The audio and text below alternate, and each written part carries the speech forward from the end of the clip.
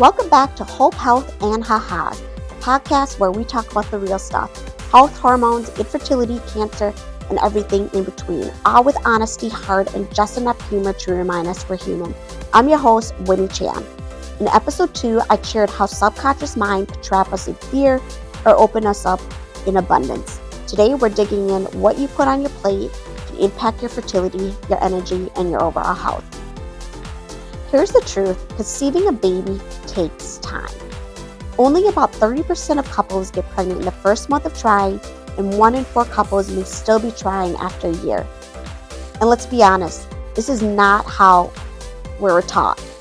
Back in middle school or nowadays, even in elementary, we learned about the birds and the bees and walked away thinking pregnancy happens just like that. So fast forward in your 20s. I think many of you could totally relate to this, where you're taking birth control pills and you missed a night, or you accidentally had unprotected sex. You wake up and you're like, shit. You either call your girlfriend or text, and you're talking about it, and you're like, we gotta go to Walgreens. Gotta get that plan B. At that point, pregnancy feels almost too easy to happen. But then you finally reach the stage when you're ready to start a family, and suddenly you realize it actually takes time. For some couples, not much time at all. But for many of us, it's a long, complicated, and emotional journey. Food can't fix everything, but it can support your body in incredible ways. That's what we'll focus on today. So let's talk nutrition. As science shows, makes a huge difference. Folic acid is critical for DNA and preventing birth defects. Vitamin B12 supports ovulation and sperm health. Omega-3 fatty acids regulate hormones and improve sperm quality. And antioxidants protect eggs and sperm from damage caused by free radicals. So when you're trying to have a baby, you take prenatal pills, which has many of these already in the prenatal pill. But when you go through the fertility clinic route and working with fertility doctors, they put you through tests. They check your eggs, they check the sperm, and sometimes the doctors would be, all right, increase the dosage for the folic acid or increases the doses of omega-3. And that is something that the doctor will work with you on when you go through the fertility clinic journey route. And here's something that's also very interesting. My husband and I are doing this where we would be having 3 quail eggs, each of us, once a week. Although they are small, quail eggs are so nutritious. They're like the powerhouse. They're high in protein, vitamin C, vitamin A, which means they just don't help with muscle building, tissue repair, and digestion. They also boost immunity, increase energy, and even help treat allergies.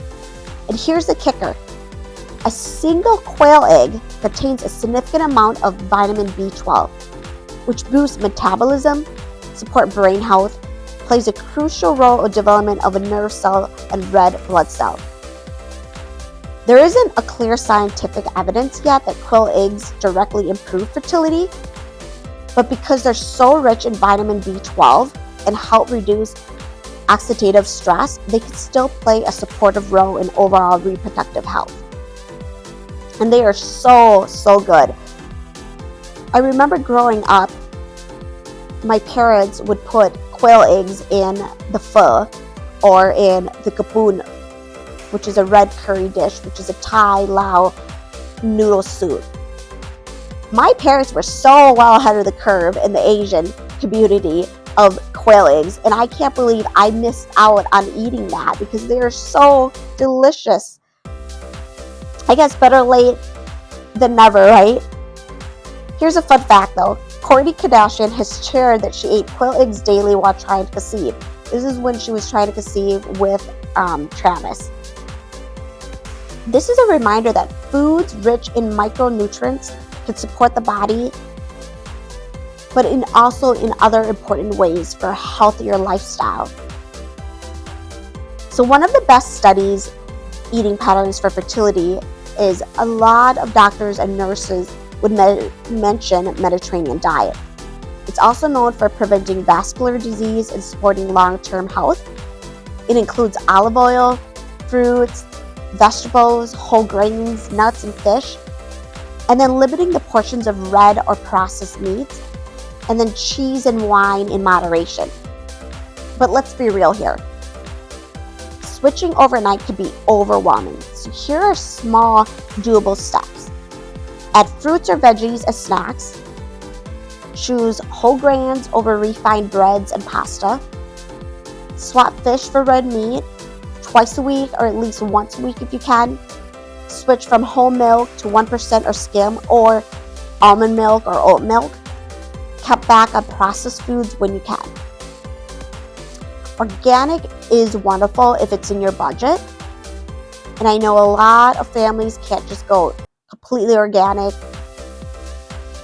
or even individuals because it's so expensive. But what matters most is choosing more whole, natural foods. And if you can, cook at home as much as possible because you know what you're putting into your food.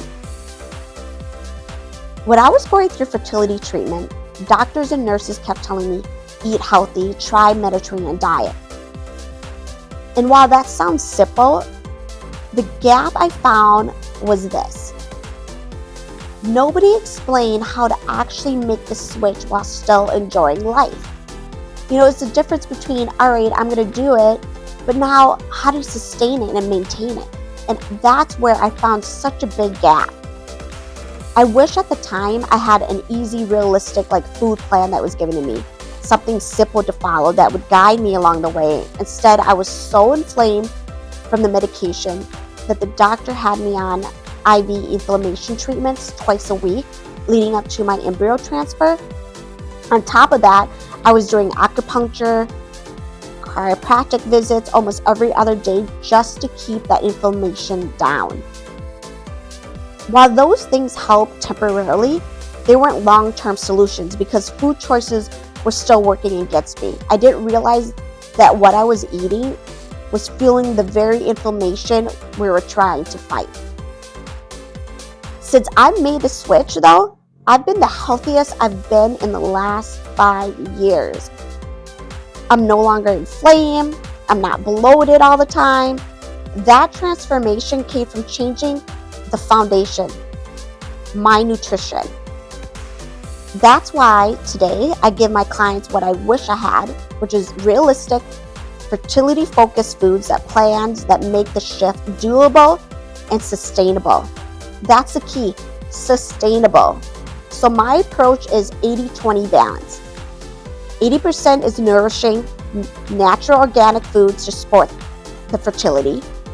And then the 20% flexibility because life is meant to be enjoyed. We're not meant to be living in a bubble. And here's another big piece of eating healthy early in fertility treatment. Helps you when you start your medication. It can minimize inflammation, hormone imbalance, setting your body up to respond more effectively. So, if you're a caffeine person like me, and if you can't give it up completely, a better alternative is mushroom coffee. Why the mushroom? Medicinal mushrooms have autoimmune modulating effects, meaning they help balance your immune system, they stimulate it when there's something to fight, and it calms it down when it's overactive, like in allergies or autoimmune issues.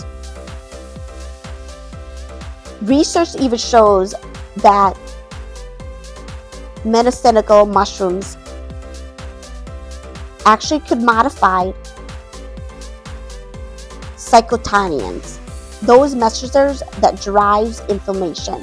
But by reducing those inflammatory response, mushrooms can help T cells, B cells, and antibodies work more effectively. So in simple terms, less inflammation, better immune balance, and a stronger, calmer foundation for fertility. So here's what I want you to take away.